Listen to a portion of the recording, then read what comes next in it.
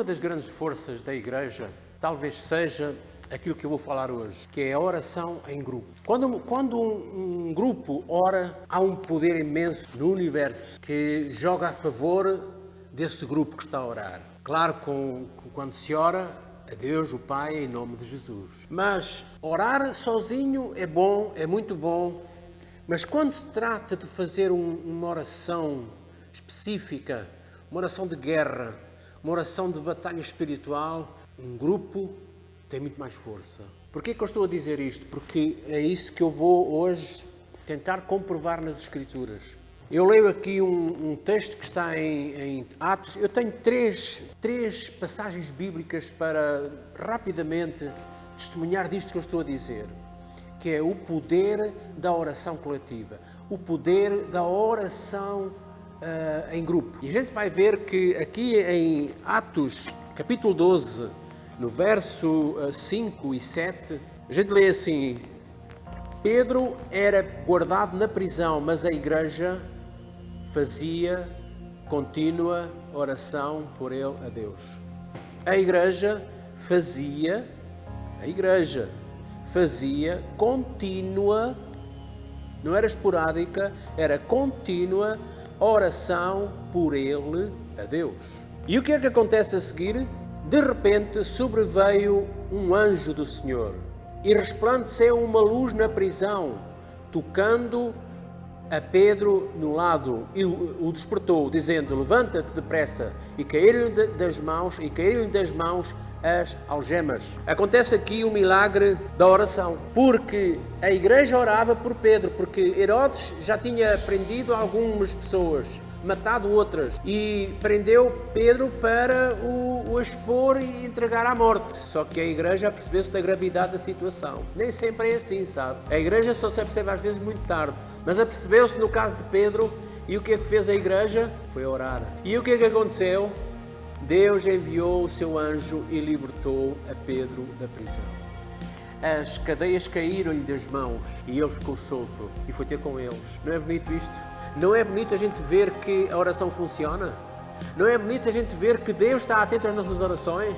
Não é bonito ver que Ele envia os anjos para nos ajudar? Porque Ele é o mesmo ontem, hoje e para todo sempre. Então veja que a oração, neste caso, foi a oração da igreja. Não foi a oração de uma pessoa, foi a oração de um grupo. Mas lá em Mateus, no capítulo 18, verso 18, eu até vou ler também. Mateus, capítulo 18 e verso 18 e 19, diz assim as Escrituras: em verdade vos digo, tudo o que ligardes na terra será ligado no céu, e tudo o que desligardes na terra será desligado no céu. Também vos digo, se dois de vós concordarem na terra acerca de qualquer coisa que pedirem, ser-lhes já concedida por meu Pai que está nos céus.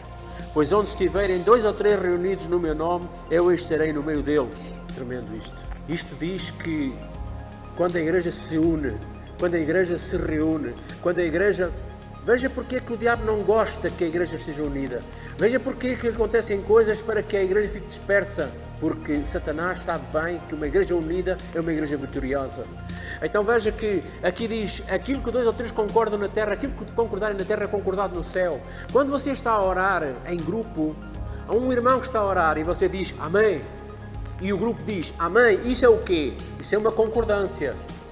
É o povo, é o grupo a concordar. E então a concordância tem esse poder imenso, que é de dar vitória àquela situação específica. O que ligardes na terra será ligado no céu. E se concordarem acerca de qualquer coisa que pedirem, ser-lhes-á concedida. É a oração coletiva, é a oração da concordância. Aquilo que 2 ou 3 concordam na terra é concordado no céu. É o seu amém é a concordância. Quando você ora, quando você diz amém, quando você está no grupo, quando você está no mesmo espírito, no mesmo pensamento, na mesma palavra, na mesma fé, aí as coisas acontecem. E a gente vê a intervenção de Deus a nosso favor. A nosso favor. Mas há outra história no Velho Testamento que também é muito bonita e também testemunha do poder e da unção que existe quando um grupo se reúne para louvar a Deus, para estar ali a cantar louvores a Deus e exaltar o nome do Senhor. Foi na consagração do templo.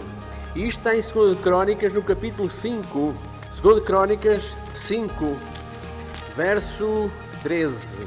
Então foi convocado o povo, foi convocado os músicos, os anciãos, foram convocados os levitas, foram convocados os músicos, os cantores, todo o povo, toda a gente foi convocada para aquela grande ocasião de festa em que a casa de Deus, na altura a casa de Deus era um edifício, ia ser consagrada a Deus.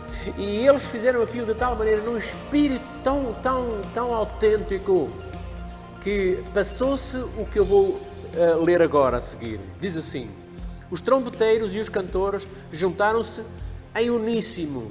Eu vou dizer outra vez, em uníssono, com uma só voz, para louvar ao Senhor e render-lhe graças. Acompanhados de trombetas, símbolos e outros instrumentos, ergueram a voz em louvor ao Senhor e cantaram: Ele é bom, seu amor dura para sempre. Então a casa do Senhor se encheu de uma nuvem, e os sacerdotes não se podiam ter-se em pé para ministrar por causa da nuvem, pois a glória do Senhor encheu a casa de Deus.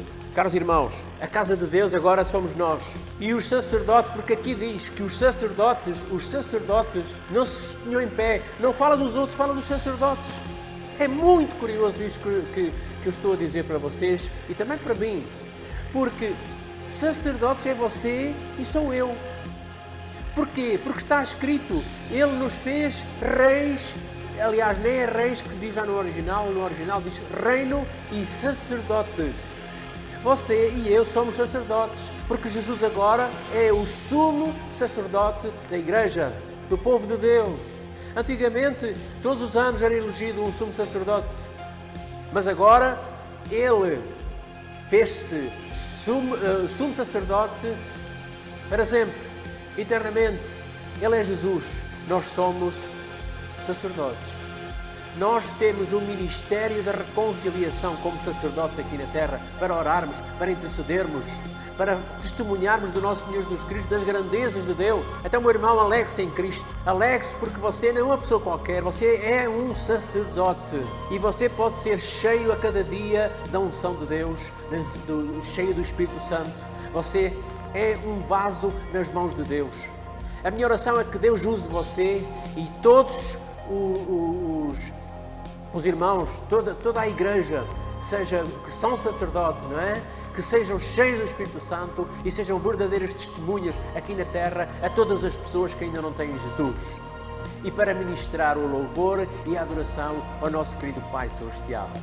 A Ele toda a honra e toda a glória, porque Ele é bom, porque a sua bondade dura para sempre. Deus abençoe você, em nome de Jesus. Amém.